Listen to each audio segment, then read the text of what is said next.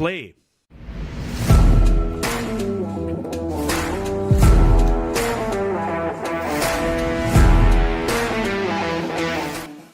Welcome to the Football Show here in the Hummel studio with Alan Ruff and Tam McManus alongside me, Peter Martin. Absolutely delighted you could join us on the programme in the middle of, well, not only some really good weather, but the World Cup. There's Wimbledon, there's sport everywhere, Ruffy, for everyone to enjoy. Yeah, and thank goodness there's no baseball. Yeah, you had enough of it. I had enough of it. I watched it over there and it's absolutely shocking, so I don't think it'll catch on here. But obviously we're into Wimbledon, so that's getting exciting. Yeah, absolutely. We love the tennis, but we love the football. We're sponsored by Cameron Commercial Vehicles. If you're looking for a quality new or used van, Sean's your man. He's married, he's happy, he's been on his honeymoon. Doesn't get any better than that. He's now refreshed and ready to work, Tam. Especially after you slaughtered him that a couple of weeks ago. Like you didn't think he was going to get through it. But I'm glad to hear the big man's done and dusted and we can get on with it next season. Yeah, absolutely. Looking forward to this season. It's going to be absolutely fantastic, Ruffy. We're just hoping that the World Cup, all the great football that we're witnessing, brushes off on some of our domestic sides. Well, there's no doubt about it. There's skill on show in certain teams. You know, the big individuals are beginning to stamp their authority in the cup, and unfortunately we didn't have a big player, but the big players are certainly marking it and they're taking their teams forward. I mean, the quality is unbelievable. It's exciting games. Obviously we'll talk about the game last night there, but that, I don't think it's hit its peak yet. I think the early rounds were just taking its run of it, and then we're waiting in the big noises. Obviously Spain, Portugal, France, you know, obviously Brazil's not there anymore. Which I wasn't. I mean, I know they beat us. Are you just going to do the whole show in one big sentence? No. I was going to say a breath, Ruffy. Big ones. Yeah. No, Spain, France, Portugal. You know, Brazil's not there anymore, which is not really. I expected it. I didn't think they were that good. Well, that's all we've got time for. I hope you enjoyed the show. That was absolutely fantastic. Ran through every club. 3.5 hour answer there. I didn't even get a chance to set the tone for it. Anyway, there's lots to talk about. Ruffy clearly rusty from being away in America.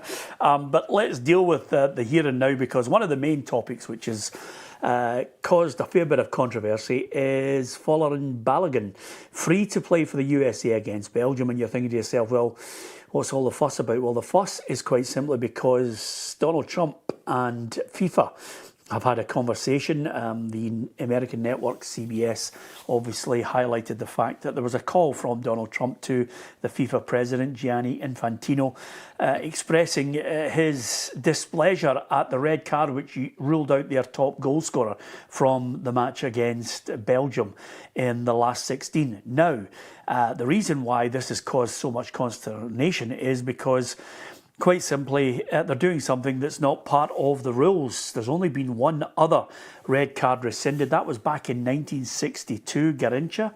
I'm sure you don't even remember that, Ruffy. And even then, there was allegations of political interference. Now, UEFA have come out and criticised FIFA for rescinding this red card of Balogun's. They say it's unprecedented, incomprehensible, and unjustifiable. And quite simply, the red card itself, he stepped on the Bosnian Tarik Muharemović accidentally, Ruffy. But that's not the point.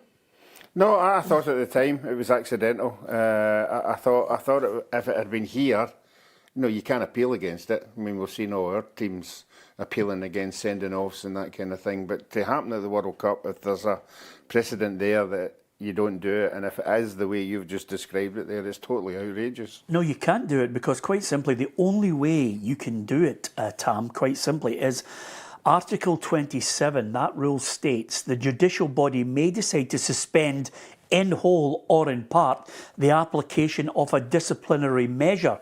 Now, that's fine if you set that precedent throughout previous World Cups, this World Cup as well, but they haven't.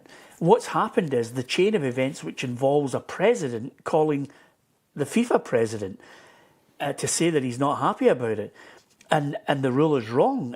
And basically, that rule is in there. It's just, it allows FIFA to make it up as they go along, and that's what they're doing here. And that's caused a stushy. The Belgians who are going to face USA are not happy. Yeah, rightly so. I just think it's completely out of order. You can't have another president phoning the the FIFA president and basically saying, you need this player for this game. It's a big game for us. So it's incredible, really. The Belgians are incandescent with age. There's no doubt about that.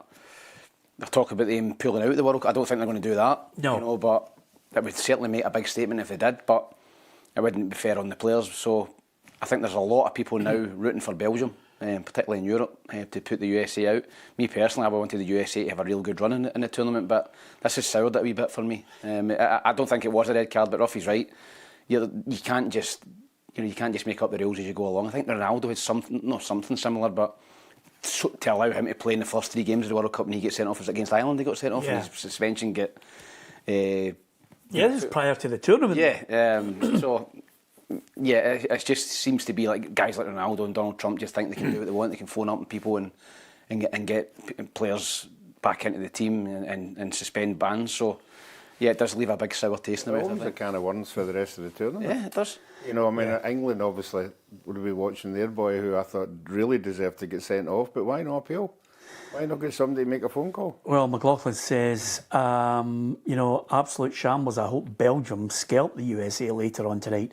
I understand where he's coming from, because quite simply it has left a sour taste in the mouth. I also wanted America to do well. It really... Mexico is another issue because there are obviously people who wanted Mexico to defeat England. But you look at the situation, you say to yourself, the home nations, there's a real buzz about it. It's difficult at the best of times to try and, over the previous World Cup, to sell football or soccer to the United States. But this time around, I think there's a real popularity about it, Ruffy, just quite simply because I think they've got the grassroots football right now. Yeah, obviously they've got everything right. Before the tournament started, we were all complaining about the prices of the tickets. But the Americans have bought into that. They've filled nearly every stadium they've been at. And they've been great, and it's great for the football over there. I don't know if you know this, but me and Tam played in America, a while ago. But we weren't seeing crowds like that.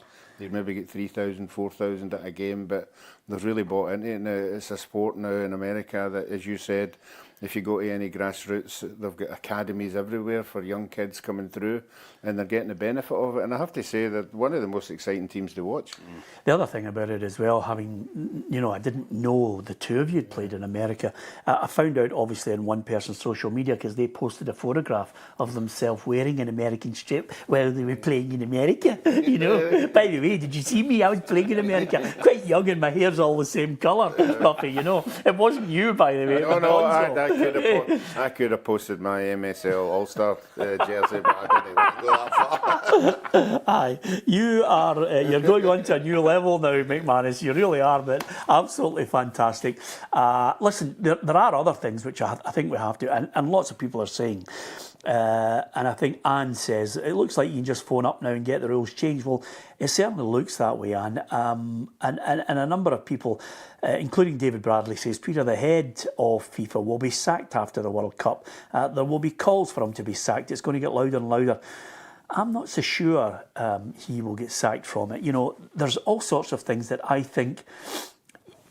I think the organisation as a whole, never mind the head of FIFA, needs to take a long, hard look at itself. I'm not going to use certain words, which I think are thrown about glibly, about that organisation and the individual, Gianni Infantino. But when you look at the way this whole thing has panned out, obviously the call from Trump leaves a sour taste in everybody's mouth, but there are other things that really stick in my throat about this whole tournament, Ruffy. The hydration breaks, which is basically something, I think they quoted Maradona saying, the Americans will try and put this into 4 quarters to try and get breaks for the commercials, which they've managed to do, and people are not happy about it. I think that's had a big effect on some of the matches as well, Peter. Yeah, definitely. You see teams coming out after the break. I think was it Norway? Brazil yesterday had a really great spell, and then it was into the break, and then Norway came out a bit better. So, yeah, I think there's teams, England last night as well this morning against Mexico. They're using that to get a team talk in and fresh players, and it's wrong. But I'll tell you one thing, by the way, I think it strengthens the case of UEFA. I know there's a big, strong battle goes on between UEFA and FIFA, but I think a lot of fans are becoming absolutely hacked off that their voices are not being heard now. And I think a lot of people will say, if you try and ram this down our throat, you know, it's not happening, because I find it nauseating. The ticket prices were too high. The dynamic ticket pricing as well, Ruffy. The travel costs were astronomical. Fans are being fleeced. You've got referees, you've got journalists, you've got fans that were denied entry. We were absolutely slaughtering Qatar for the heat. It's 35 to 40 degrees in some places over there. And also, a lot of fans are talking about long queues to get into the stadia across the three countries. I think there's a lot of criticism coming their way. And the one thing that I think he'll try and fob off is the fact that if the football is a great spectacle, it's almost as if everything else doesn't matter, but it does. Yeah, it does. You're right, the queues to the games, you know, most of the supporters I talked to, they were talking about going to the game 3 hours before the kick-off to stand in the queues to get in, obviously the security and everything, what you expect. But I think more than anything, and I know you go on and put it quite a lot, this is the first time I've ever seen FIFA as a money-making company. It's mega. £30 million a game they were talking in the group everything. stages.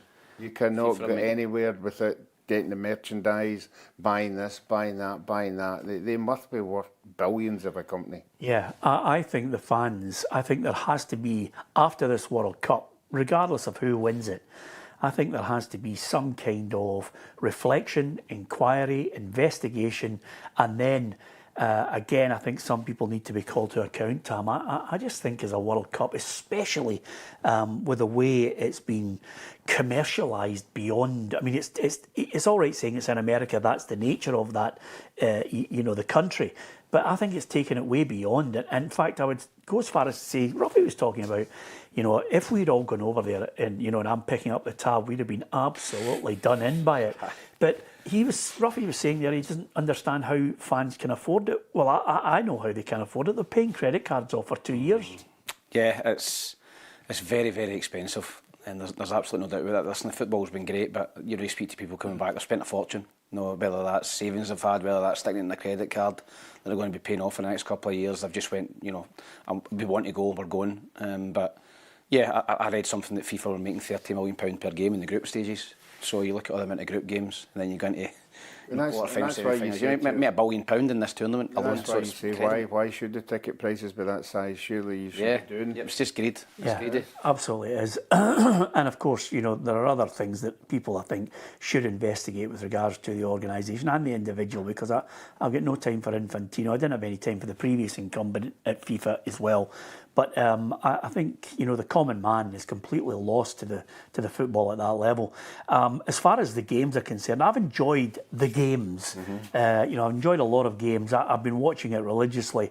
And the other thing about it as well is, as soon as it said last night, I mean, we were actually looking, thinking, right, we've timed a run. I thought I'd timed my run perfectly. And then I looked and I thought, it's been delayed by an hour. And I turned around and I said to my wife, gonna have to go to bed and you know, maybe get back up. But I ended up watching the first half on my phone and then chucked it, Ruffy, and watched the second half later on. Yeah, I think as me and Tam, we watched the highlights, which was incredible. and then you keep going on about it. See, anybody says a goalkeeper isn't worth his salt, the two saves he had were unbelievable. The first one in particular was a sort of a Craig Gordon save where he extends himself, but that set the tone for me. Did you think his first one was better or the second one? I thought the first one. One, he saw it late and it was doing really. I actually thought the second one was heading for the roof of the net. Yeah, wasn't it? I thought the first one was hitting the post, but I didn't realise he'd saved it inside the post. But no, and saying that, I thought Mexico were good, not great, you know, but you can't take it away from England with 10 men. Well done. Yeah. I say well done. Well, to be fair, I've you're nauseating for you. I put a prediction in of all the 8 games. So I'm 3 out of 4, Tam. I did predict England to win 3-2. And to be fair, in the first half, I mean, Bellingham, they have 2 world-class players. He's one of them and Kane's the other. Yeah, listen, going forward, England look good with Saka, and they've got plenty of options. Eze off the bench, and you know, Anthony Gordon obviously winning the penalty kick. So they've got a lot of good quality in the final third. I just don't think they've come up against a top centre forward yet, and they're certainly going to come up against one in the next round. Norway. We'll speak about Haaland obviously, but Yeah, I think going forward, England look good. I'm not convinced from at the back. Yeah. And I think that a right good team, I don't think Norway are a right good team, but they've got a world-class striker, could expose that. But you've got to give them credit. I think Mexico had lost 2 games in 60 years or something in that stadium, and it was full of Mexican fans, altitude, everything going into it. It was. I thought the Mexicans deserved tremendous credit as well, Tam. I thought they made a game of it. I thought they were excellent, and if it goes to 3 each, I think they would win. Because the longer it would have went on, I think England are tired. Yeah. You're looking at it going, right, it goes to 3-2, 10 men. If it goes to 3 each, you'd fancy Mexico. Any argument with the red card? No red card. It was a red card for me. It was a poor tackle. I think the Mexicans knew it right away. They were shouting for the red. And you've got to give credit to England. They've seen the game out, but they've yet to come up against a top. I think Mexico are a good side. They've yet to come up against a top side. Kane is magnificent, Ruffy. I mean, not only. I mean, see, if you were looking for somebody to save your life to score a penalty, I'd have him. Yeah, but he's now set his stall out now that the defenders know how good he is, so they start doubling up on him. But what about his pass? But when they double up on him, they're leaving the gaps for other people like Bellingham. When Kane made that run near post 2, the Mexicans went with him, and that left a massive gap for Bellingham. So his penalties, the nerve of his penalties as well. What about his pass for Bellingham? I thought that was sublime. Other strikers might have thought, I'll shoot from this acute angle. And he just thinks, no, I'll put it in the middle here. Somebody will get there. Yeah, super. And I see they're now talking about Real Madrid or Barcelona. I think that has to be his next step. You think so? Yeah, Kane. Yeah, he's got to play for one of the two. Yeah, I'll tell you one thing though. Of the players who potentially could be going to Real Madrid, there are 2 other players that I think are stonewall certainties for the likes of Florentino Perez to have a look at. One of them is Haaland, and the other one's got to be Elise. Yeah, I think Elise's been the standout player for me in the tournament. He's been outstanding, and it just shows you that England could have had him. He's obviously born in England, and he's decided to play for France. But yeah, the French personally are the best team I've seen so far. I think they've got a tough game against Morocco right enough, but I think they'll beat them, and Spain will beat Portugal. And I think the semi-final, Spain France, I think that would be the final for me. I think the winner of that wins the tournament. Yeah? Yep. Interestingly enough, TFT says Mexicans never even gave us a wave. Should have seen. It's a good shout. Before I go, does anybody know where I can get a Viking hat? I mean, honestly, and the memes and the videos of people who clearly... The row at the end, with Haaland. I know. But there's now on our social media, there's guys doing videos, they're moving now from the Mexican hat to the Viking hat, Ruffy, determined to England get knocked out. I don't think they're going to get knocked out against Norway. I think they're going to beat them. No, I think they will as well. I think the momentum and the winning that game against Mexico, happy camp, happy supporters. I believe the supporters are moving down to Miami, so they'll be in Miami. So I'm glad I'm home. To tell you the truth. Yeah, imagine your England support, you're out there for the full tournament. You're flying all over the place, but Boston to Mexico to Miami. It's got to be 10, 15 grand, is it? It's ridiculous. Is it 10, 15? Easy. Easily 10, 15,000 pounds. Just a couple of nights out and one of the rest. Did one of the boys? This is how far away from the common man. You know that guy that they photograph? He's got a face that looks like an accordion, and he's got the World Cup. He's an England fan. He goes everywhere. Yeah. I think he sold his second house so that he could actually follow them everywhere. I'm not criticising the boy. Full marks to him, because the kids and everybody and the impact it has. When they win games, it lifts the whole nation. I think you can see that with the Americans, the young fans that are going to the games there. There's more young, obviously it's their home tournament, but there are more young fans going there for the future. They'll benefit for being at that cup final. We as a nation have to take a leaf out of their book, the Norwegians, Tam. We've got to change everything. I mean, we're going to dedicate a full programme to it, but it's painful. Yeah, I think they restructured a lot of stuff in 2012. And they hadn't qualified for anything. They were miles off it, and they've restructured the youth development. They put AstroTurf pitches all over the place. People could play 24/7 football. Wasn't a cost on it like here.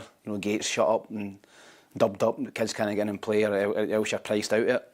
The league is a 16-team league, which obviously gives more breathing space for managers to blood young players. There's players over there getting in the Norwegian league. Haaland, for example, I think started at Molde. Getting 50, 100, 150 games under your belt, then moving on. We're not getting that here in Scotland. They're all getting pinched, either down to England right away, or you're not getting opportunities. So I think they're a perfect example. I think the population is near enough bang on the same as us as well. Yeah. So there's a lot to be looked at. I mean, I think we've looked at Iceland. Remember Iceland done well maybe 10, 12 years ago, and we looked at their set up, but I think the Norwegians are the one to look at. The Dutch were the front runners, weren't they? The Dutch changing the style of football, and if they saw any kid that was sort of good at 16, he would play with the 18s. You know, and the momentum and we'll playing with more experienced, more older players, and they were getting the bench. Well, Dutch were like that for a long time, weren't they? Yeah, absolutely. I could tell you when it all kind of came crashing down, but I don't want to get too political, we'll get leathered. Paul says, we all know you're pro-England, Peter. Paul. Right, Paul. It's not that I'm pro-England. You try and look collectively at the teams and what they've got, Ruffy. And that's why I think I'm looking at it and I'm saying to myself, the way the whole draw's going, I think the semi-finals are France, Spain and England against Argentina. And I think the final will be a repeat of the last one. I think it's going to be France against Argentina. I think England, you know, I said to you at the start, Tam, I thought England were a great bet for the semi-finals. It's whether they could get past a Brazil or an Argentina. I think it'll be France-Argentina in the final. What do you think? Yeah, I think France, apart from that 1-0, you know, which they struggled with the penalty. I think before that, I think they were the team everybody wanted to watch. They were the team that were exciting everybody. But momentum's everything in the game, and England have got that momentum now, as you're saying. You know, they're not going to meet a big team until Argentina comes along. I don't think Argentina, you take Messi out of that side, it's a sort of an aging Argentina side. Still a very, very good Argentina side, but, you know, I would think England could get to the final. You think so? Yep. Suddenly, you've been slaughtering me for that long. No, I think they'll get there. Then Well, you changed your mind now? I think They're the right side of the draw, aren't they? yeah, I think they'll get to the final and they'll get beaten penalties. Yeah. On the right side of the draw, Peter, and I think Norway, the Norwegian manager must take a wee bit of credit because he played the second string against France. Now, I don't know if that was just to rest players or it was to get France to win that and go into that side of the draw and for Norway to go around the other side of the draw. And it might work out well for them. Do you see Norway beating England? I know they could. I think they could beat them, but I don't see it. I don't see it. I think Brazil yesterday, penalty goes in, it's a different game. Boy misses a sitter, just comes on. Is it Hendrick? That the game changes, but I think, as I said to you, I'm not convinced about England defensively. I'm not convinced about their central defence, and they're going to come up against probably the best striker in the world. The Brazilians get caught out, Ruffy, because quite simply a number of teams think they can all do it in the last 10 minutes. I think they get their tactics wrong. I think Ancelotti should have said to them, listen, there needs to be an urgency here. You know, I don't think Brazil get the legs for it. I don't think they've got the Brazil. I don't think. No, they haven't got the quality either. I didn't think they were going to win the World Cup. No, I didn't think it. No, I thought they like possession of the ball. They like looking good, passing it about, but not going forward in any dynamic form. And was it Vinicius Juniors? Vinicius Juniors. Yeah.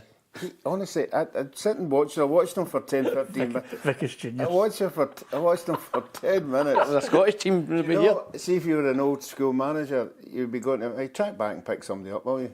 Doesn't he? He doesn't do anything. I thought he was their best player, but I know, but he doesn't do anything in the game until the ball comes into the last third. I know, but there is actually a feature, Ruffy, of certain players. I mean, I was sitting last night watching the Norway-Brazil game, and I turned around and I said, Haaland's only touched the ball 3 times. He'd only touched the ball about 3 or 4 times, and then the next touch was a bullet header, and then the next touch after that, bang, the game's over, they're out. We keep talking about the big-time players turning up at big-time games. By the way, how good is this World Cup for the big-time players all stepping up to the plate? Yeah, I saw the goal-scoring chart, and they're all up there. Yeah. I think Messi, Mbappe, Kane and Haaland. Yeah. Which brings me nicely to your man, because quite simply, I think I'm a huge Ronaldo fan. Both Ronaldos, but the Portuguese one, because I think his place in the greatest players of all time will be cemented once he goes. But I enjoyed his press conference yesterday, Ruffy, because he leathered a few. And that's what I like about reporters. We have our opinion. If I go into a press conference and somebody wants to have a go at me and a dig at me, you know, fair game, because we all have our opinion. Ronaldo just basically slaughtered a reporter. He said, let's have a question off you because you hate me. You know, and he absolutely singled him out, and he says, because I know you don't like me. And he said, you know, you asked me what the hardest thing about the World Cup at 41. He says, it's having to talk to you lot. And I thought, great. And he said, I'll retire when I want, not when you want. He says, and all it has been, he says, are 23 years of people trying to kill me. And I think he's right. I think the boy is a shining example to kids up and down the country about what you can do if you apply yourself. He's been a brilliant ambassador for his country. He's been a brilliant ambassador for kids. Okay, he ponces about at times and he's posing and everything.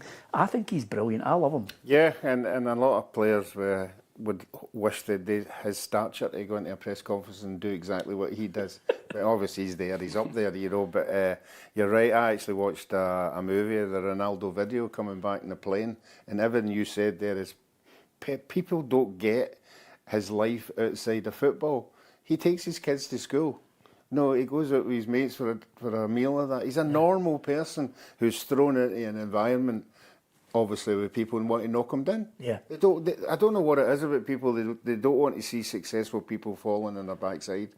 I don't get that. No, they want to see. Aye, they want to see. I don't get that. But by the way, Ruffy, Tam, Same everywhere, particularly in England. Yeah, but Tam, his stats are off the charts. Yeah.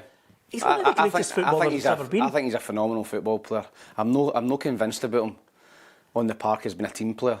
Might be wrong, I don't know him that well, but there's no doubt to have that hunger and desire at 41 when you're must be a billionaire. Can I ask you something? To keep going. If you're in a team, you're 41, and this time I think he's the reason Portugal won't win it. Well, that's fine. That's your opinion on it. But can I tell you something? At 41, he's better than 10 of the players out there. Yes, but I just think he's past it at that level. I think if you'd a younger, more mobile centre forward Portugal, I think you'd maybe have a better chance. I think they're I don't think Martinez has got the bottle to drop him. Yeah. They took him off. Yeah. Another thing as well, if you're in the team, you're not getting a penalty. He's taking the penalties. By kick and throw in. By the way, would you not want him to take a penalty? Of course you will, his record, yeah. But well, listen, I love him. And again, Ruffy, I have to say, this World Cup might just force me to reassess my top 5 greatest players of all time. Pelle's hanging on by his fingertips. Who's jumping at you? I'm actually looking at the 5 that I think could be the top 5. And I think Messi, Pele, Maradona, Ronaldo and Cruyff. Yeah, well, I'm obviously Pele, but I'm now being swayed towards Maradona. What? I'm seeing more Maradona stuff that I didn't realise. Maradona had about a 10-year career. I think you've got to look at somebody like Messi. Messi's off. Messi made his debut at 16 or 17 for Barcelona. He's 13. He's played at the absolute peak for 20 plus years. Yeah. He might win 2 World Cups for Argentina. He's won everything else. And listen, I'm waiting to see before I change my mind. But by the way, he could carry. I think Argentina are average. He could carry them to another World Cup. Absolutely. You're changing your mind too. Pelle's the greatest footballer I've ever seen. Right? I mean, he's fantastic. At 17, he played in a World Cup final, scored 2 goals. And prior to that, he was unbelievable. And he also, at 17, the best players in the world were Brazilians who demanded that he was in the starting 11. That's how good he was. And I think at that point, people are saying, oh, you know, where was the axis of great football? Well, it was clearly in Brazil because they were winning the World Cup regularly. The best players in the world, when you look back at that time, a 17-year-old scores in the World Cup final twice and then goes on to, at 30, in the heat of Brazil, when everybody was thinking he was maybe past it at 30, and he's in the greatest international side of all time in Brazil in 1970, unless you're going to come up with another team. No, Bruce. They're better than the team, the Brazil team than now? What? Yeah. The reserves are better than this team now. Yeah, it's incredible. Who's getting the Scotland job, Ruffy, just before we go?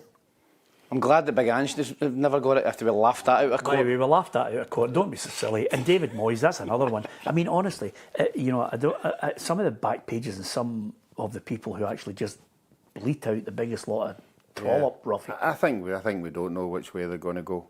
I don't know. Are they going to go for a young team?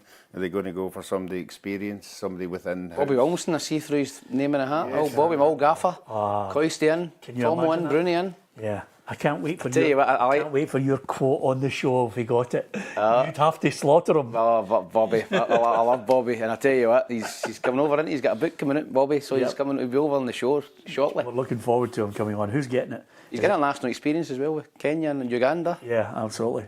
as one BBC reporter asked him, do you get noticed a lot in Uganda, you know, now that you're the international manager?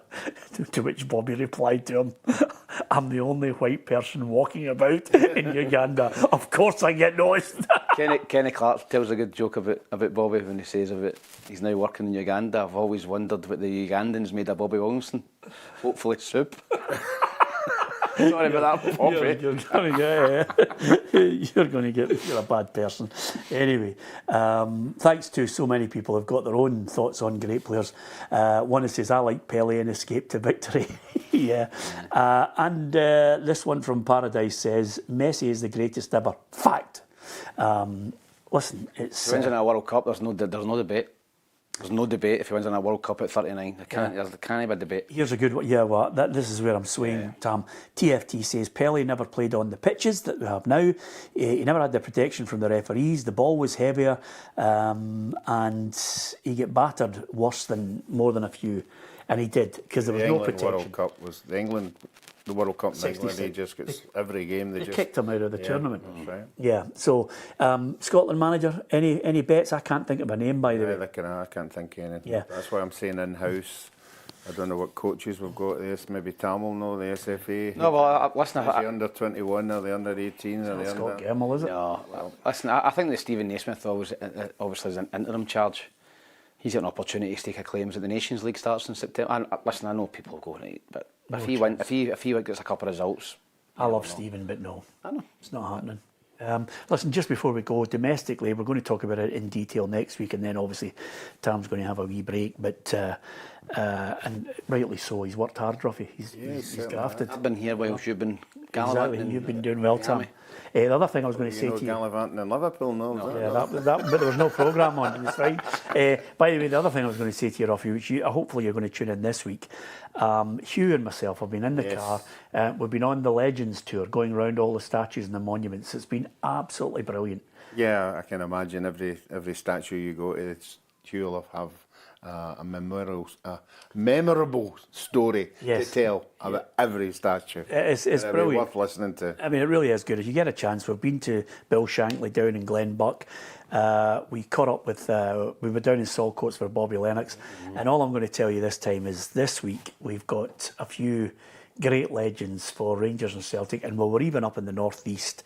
We had a great time up there too. So I really do hope you enjoy it. Just domestically, before we go, guys, every club's signing players. I cannot work out what Celtic's game plan is. Do you think, first of all... The same one. Obviously, Chamberlain's back. Yeah, absolutely. They're off the bottom of the signing table. I can't work out what the game plan is, can you? No. I've absolutely no idea what's going on at Celtic. I don't think any supporters do either. Correct. Yeah. I don't think they do. I thought they'd have learnt their lessons for last year, but obviously they haven't, unless they're going to surprise everybody. Yeah, and the last point I'm going to say to you is, what about Rangers? Are they getting Lewis Ferguson, or is that just another pie in the sky? No, listen, I think they're going to have to pay 12 million or something for Lewis Ferguson. I know they're talking about Conor Barron potentially going to Bologna, and that been part of the deal, but I thought Lewis Ferguson did a really, really good World Cup. I thought he was excellent. I thought he was probably one of your best players for the job that he was asked to do. He'd done it really, really well, you know, and he's not a flashy player, but I think he could play in that role. He could play further up. He's got goals in him. If Rangers signed him, I think he'd be a fantastic signing, but I just don't see him at this stage of his career leaving Serie A to go back to Rangers. Could be wrong. Yeah. Anyway, Ruffy, we're delighted that you're back with us. Obviously, you're going to be paying for the American tour for the next, year and a half on the credit card, but other than that... No, he just went under the bed. Some cash out. Absolutely. His party, this will League Cup winning money. Listen, I do hope you're going to hit the subscribe button on PLZ Soccer's YouTube channel. The great news is we'll be back for the new season and PLZ Fantasy Football, Ruffy. We're going to give everybody the chance to try and take me, you and Tam on in the league table to see if we can predict the outcome of 6 Scottish Premiership games every week. We're going to be giving away weekly prizes, monthly prizes, and there's maybe a chance to win a car or some cash, Ruffy. Well, we know how competitive we are in here trying to beat each other, so it'd be great to try and beat everybody else. Yeah, what about yourself? Do you think you can win this year? Well, hopefully if I'm in the run and the competition doesn't get stopped before the end. Yeah, Tam, are you feeling confident? Yes, Toffee. Used to are easy. Okay, PLZ Fantasy Football League is coming as well. We hope you're going to get enrolled in that. There's lots more interviews. Hugh and I are on the road with some great legends talking about those statues, people who you remember fondly. Rangers and Celtic at the forefront of this week, not to be missed. From Ruffy, from Tam, and from myself, Peter Martin. Who's winning tonight? Is it Spain or Portugal? Spain. Spain. And I think USA will beat Belgium because they've got their striker back. Okay, there you are. And if USA don't beat Belgium, Gianni, inspect a phone call again. Thank you for watching. Thank you for listening.